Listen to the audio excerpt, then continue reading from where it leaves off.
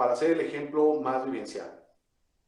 Si en un equipo de trabajo estuvieran el cuadrante amarillo, el cuadrante azul y el cuadrante verde, pero no estuviera el cuadrante rojo, ¿cómo esto se podría reflejar en ese equipo? ¿Qué estaría pasando en ese equipo? No sé, ¿algún comentario que gusten compartirme, por favor? ¿Qué estaría pasando en ese equipo? ¿O qué pasaría en un equipo si tenemos amarillo, azul y verde, pero no el rojo? ¿Qué pasaría? ¿Qué se te ocurre? Siguiendo esta lógica de cada uno de esos cuadrantes. Adelante, pues, yo creo que se generaría muchísimo estrés porque no habría alguien que se encargue de regular precisamente las relaciones entre las personas o alguien que ayude a de alguna manera determinar pues la oportunidad que todos tienen de participar o de contribuir, ¿no? Se generaría mucho estrés y consecuentemente generaría también mucho conflicto. Exactamente, mi estimado Eduardo. Así es. Si en un equipo tenemos amarillo, azul y verde, pero no rojo, entonces encontramos un clima laboral negativo, un clima de trabajo laboral negativo. Es decir, hay muchos problemas, hay conflictos, hay problemas de comunicación, no hay integración, hay muchos vaivenes emocionales. ¿Por qué? Porque no está la persona, no están las personas que motivan, que expresan, que comunican, que unen, que integran al equipo. Entonces, este cuadrante, hablando de los equipos, para los que estén en este contexto, es importante porque son los que se encargan de que el equipo esté integrado, que el equipo, vaya, ponerle la chispa, ponerle la parte positiva al equipo, la parte optimista al equipo. Y hemos visto, esto es real, hemos visto en muchas empresas, y aplicamos este diagnóstico, que cuando hay mal clima, verificamos y reafirmamos con esta herramienta que efectivamente hace falta desarrollar este cuadrante, el cuadrante emotivo. Entonces, porque tiene estas cualidades de integración, estas cualidades de hacer que el equipo se integre, de hacer que el equipo comunique mejor, de hacer que el equipo se catalice y se unifique. Entonces, en esta lógica, ¿qué pasaría entonces si tuviéramos el azul, el amarillo, el rojo, pero no tuviéramos el verde? ¿Qué pasaría?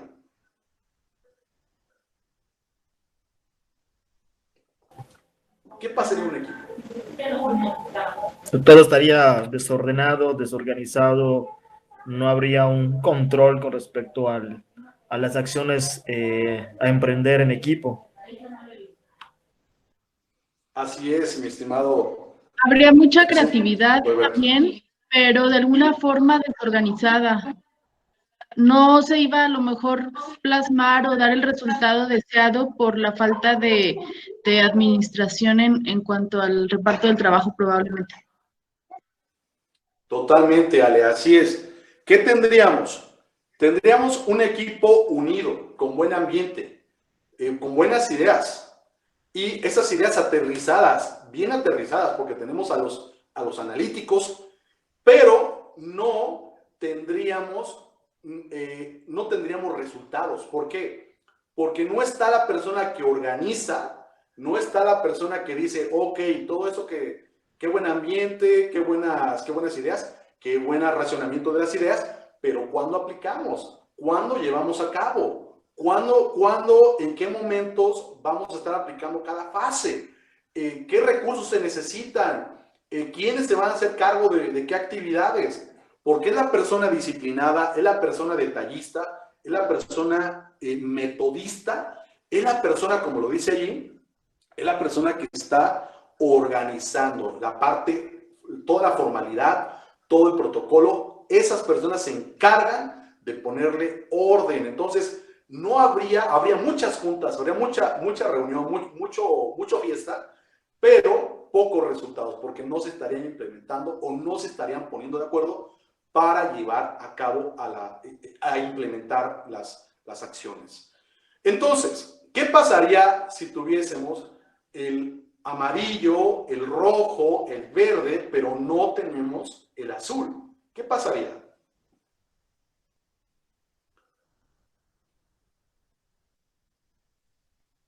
Pues se integraría No un equipo sin propósito, sin rumbo, simplemente un equipo muy trabajador, muy colaborativo, generador de ideas, pero sin un enfoque claro a la obtención de ningún tipo de resultados, ¿no? Totalmente esfuerzo perdido. Así es, exactamente, mi estimado Eduardo. ¿Quieres comentar algo, Clau? Sí, hola Paco, ¿cómo están? No me quiere abrir la cámara, no sé. A ver, ¿ya? Ok, ahí estamos. Bueno, ahorita estábamos, es que no podía abrir ahorita ni el micrófono ni la cámara. Quería comentar en cuanto al cuadrante rojo, voy a ser muy breve. Yo realmente tengo casi el 90% del cuadrante rojo. Batallo mucho, sobre todo ahorita con el verde, y como comentas tú, cuando no se equilibra, siempre hay una discrepancia en lo que es la confrontación de equipos, y yo he tenido mucho problema para encajar en los equipos, porque no soy 100% emotiva.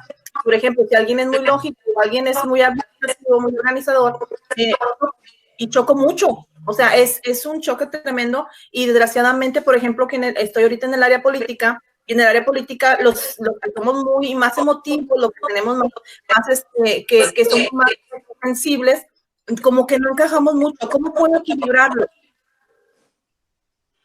Pues de hecho, eres el complemento, Clau, eres el complemento. Al contrario, ¿qué pasaría con este equipo si no estarías ahí?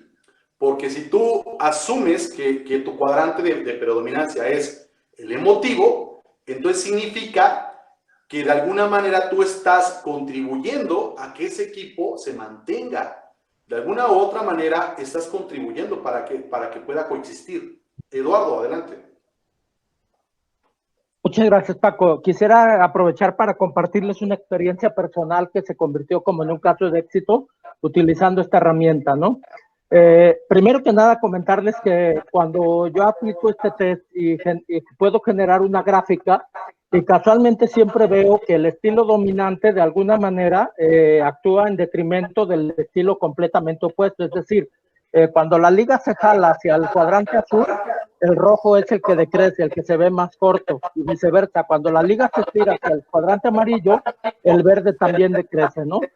Eso es en principio. Segundo, mi experiencia personal que les quiero compartir, si me permiten, es que cuando yo tomé esta certificación, hace ya algunos años, yo tenía una experiencia negativa en la relación con mi hijo mayor.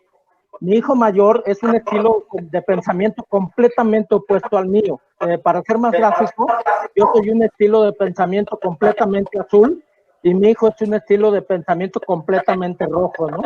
Entonces, yo antes de irme a trabajar, llegaba y lo estaba en el colegio y le decía a mi hijo, yo quiero que cuando llegues a la escuela, termines tu tarea pronto, te cambies tu ropa, comas, veas la televisión un ratito si quieres, las caricaturas que pasaban en ese entonces, y después te pones a hacer la tarea, de tal manera que cuando yo regrese de trabajar, tú ya tengas la tarea hecha y poder convivir y jugar juntos, dedicarte tiempo, ¿no? ¿Y qué pasaba? Que cuando yo regresaba del trabajo cansado, fastidiado, enfadado, acalorado, a lo mejor, etcétera, mi hijo me decía, yo le preguntaba, oye, ¿cómo te fue? ¿Pudiste terminar la tarea? Y él me decía, no, papá, es que te estaba esperando para que me explicaras algo que no entendí. Ya se han de imaginar, yo me encrispaba completamente, me molestaba muchísimo y pues terminábamos en la relación en conflicto, ¿no?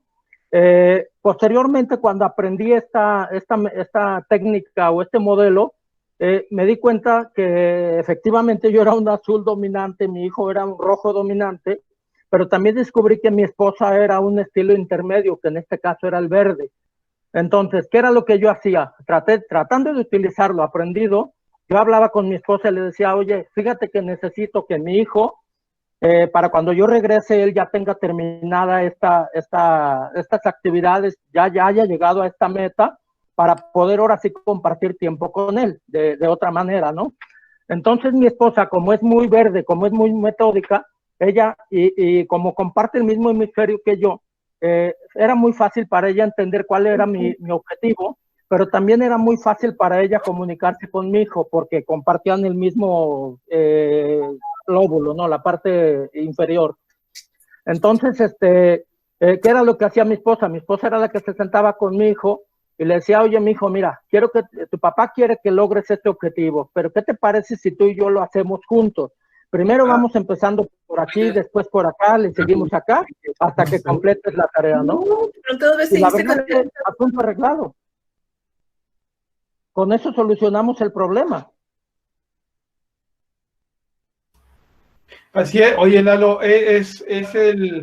acabas de poner el claro ejemplo de cómo funciona esta herramienta con los equipos de trabajo.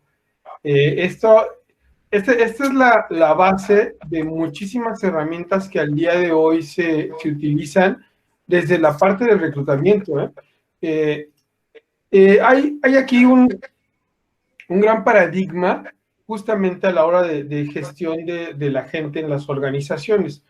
Por una parte, la verdad es que es muy enriquecedor el poder tener mapeado a los equipos para poder identificar cuáles son esas tendencias de pensamiento.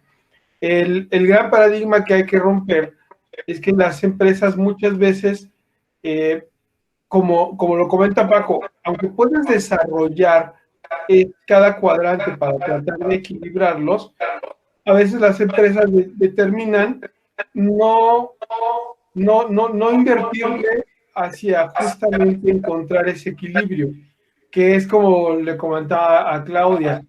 Claudia tiene que ser el contrapeso de ese equipo para poder dar este punto de vista, esa visión desde la parte emotiva.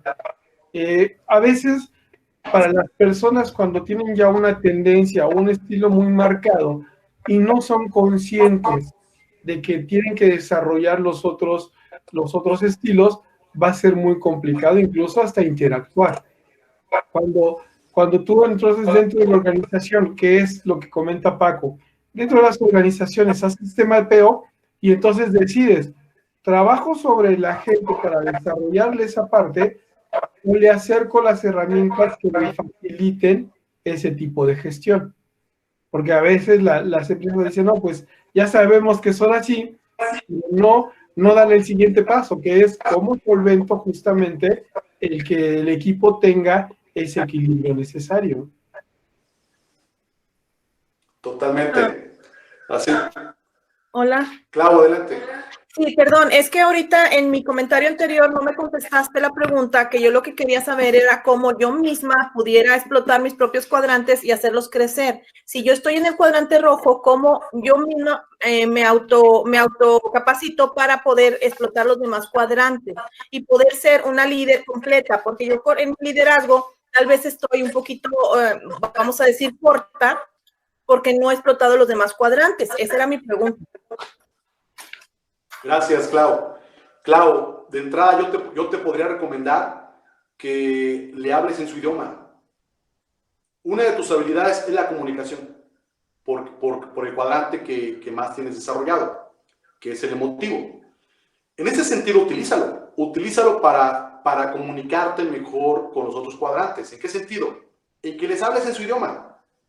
Si tú sabes que a los racionales les interesa la parte lógica, la parte racional, entonces háblales en ese idioma. Cuando tú quieras proponer una idea, cuando quieras, cuando levantes la mano o bien te comuniques con ellos, utiliza palabras, utiliza frases, utiliza predicados que tengan que ver con el racionamiento en el contexto en el que te estés desarrollando. Para hablarles en ese idioma, háblales en el idioma. Aquí vamos a romper el paradigma de yo me comunico como a mí me gustaría que se comunicaran conmigo. No es así. Por eso muchas veces chocamos. En la PNL se te brindan muchas herramientas para que tú descubras cómo la persona prefiere que le comuniquen y entonces tú puedas desarrollar estas habilidades de comunicación. En ese sentido, siguiendo esta lógica, si la otra persona es racional, si la otra persona es emotiva, la otra persona es experimental o racional, simplemente utiliza esos cuadrantes a tu favor. Es decir, háblales en el idioma en el que esa persona mapea y podrás entonces poder sincronizar mejor con ellos. De entrada, esa es una estrategia. Otra es el rapport y, bueno, otras técnicas, por ejemplo, sistemas de submodalidades, que más adelante veremos. Pero bueno, eso de entrada te puedo recomendar. Muy bien, entonces, hasta aquí le vamos a dejar para cerrar el comentario Gracias. A ti, mi estimada Clau. Para cerrar el comentario del cuadrante racional, ¿qué pasa si no está el azul? Como lo decía Eduardo, no se aterrizan las ideas del experimental. Puede haber muy buenas ideas, pero no están los que aterrizan, los que ponen, los que aterrizan o bien los que hacen que el experimental ponga los pies en la tierra. El experimental va a dar ideas, muchas ideas en el cielo. Y la tarea del racional es aterrizarlo, porque racionaliza, porque lo cuestiona. Oye, ¿y eso cómo lo vas a hacer? Explícame. O bien busca la lógica, busca la razón. Y por eso son importantes. Cuando no están, ¿qué hemos encontrado en los equipos? Grandes curvas de aprendizaje. Es decir, aplican algo, pero hay una curva enorme de aprendizaje porque no están los racionales. Por eso todos los cuadrantes son importantes en un equipo y lo seguiremos platicando la siguiente sesión para cerrar con ese tema.